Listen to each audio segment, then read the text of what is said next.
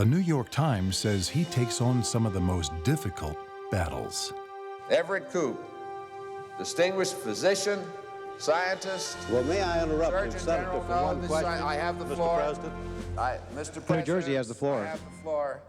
Reports and says that passive smoking is injurious to one's health. We're talking about one man standing up to big tobacco.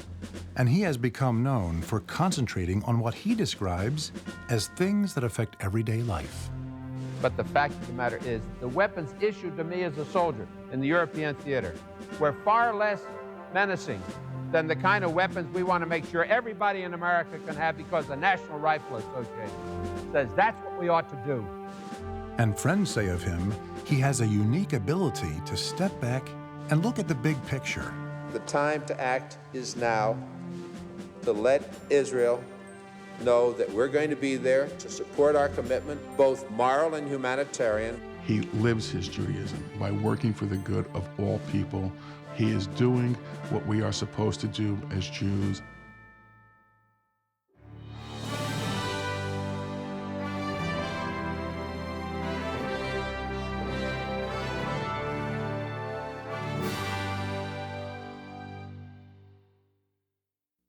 The son of Eastern European immigrants, early life for young Frank Lautenberg was far from the American dream his ancestors had hoped for. At the time, Paterson, New Jersey was the silk capital of the world. More than 100 busy factories and mills filled with hardworking immigrants took imported raw silk, then dyed and wove it before sending it off to the garment district. His father worked 10-hour days in what 12-year-old Frank remembers as a dark and dirty factory. Not as visible was what was in the air. The senator's father died of cancer at 43. In terms of the impact his father's early death had, in many ways was a base from which Frank Lautenberg we know today evolved. Frank was in the Army when his father died. After World War II, his mom, like many women at the time, lost her job, and it looked like his career would be behind the counter of his uncle's store. But the GI Bill enabled him to attend Columbia, and what he learned there, he said, was not accounting, but a glimpse of the world and the promise it could hold. After college, he met two brothers, and he helped them build a company. It would grow from the 3 to 57,000 employees, an annual record-breaking growth on the New York Stock Exchange. And then Frank felt it was time to give back. He became involved in many Jewish organizations and a strong supporter of Israel. He was the first $1 million donor to UJA from his community. He established a cancer center at Hebrew University, and he became chairman of the United Jewish Appeal. From that vantage point, he saw there were other ways to accomplish even more. His evolving Jewish leadership experience had served him well. Once in the Senate, he saw a new way he could make a difference in people's lives. If you were to ask him about his proudest achievements during his 5 terms in the Senate, he would probably tell you about the day he was sitting in an airplane and realized how thick with smoke the air was that flight attendants were breathing all day long. It began with, at first, just limit smoking on flights under 2 hours. Now, he could have stopped there, but he didn't stop there. Kept pushing. His law banning smoking on all U.S. flights was the start of the smoke-free revolution. It changed the country's attitude about smoking and saved lives. Or he might tell you about the day he learned a 20-year-old Brandeis student, Elisa Flato, studying in Israel, was killed by a Hamas suicide bomber. Elisa was a constituent. It takes someone special to call a family in that crisis and communicate that he is there to help. Frank Lautenberg did that. Nothing can restore their children.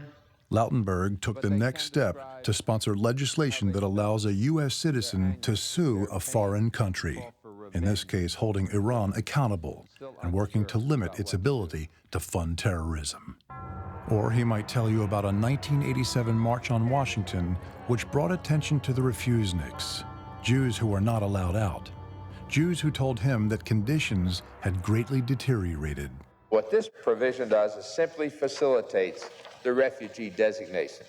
It hastens, it expedites. The officer in the embassy said, you are eligible to get the refugee status in the United States based on the Lautenberg Amendment. Boom, stamp in the passport. The Lautenberg Amendment made it possible for persecuted Soviet Jews and others to quickly gain refugee status. It would eventually change the lives of thousands of Soviet Jews. Whatever he is working on, whether it's improving the GI Bill for post-9/11 veterans, making college more affordable, or helping immigrants, Frank Lautenberg wants people to have the same opportunities that he had. I traveled many times to Israel and Jerusalem, and more than anything else, people want peace. You can measure a person not only by what they say, but what they do. Sometimes when people asking me, specifically young generation, what means an identity for you? And I'm always trying to answer them. The identity for me personally, it not means that you have to pray on the ashes. Identity, it means that you're passing the flame. And actually, Lautenberg Amendment and Senator Lautenberg is one of the person who passed the flame. I think Frank Lautenberg lives fully Hillel's maxim. If we can instill that same belief in the generations that are coming through the Hillel program, the world will be a better place.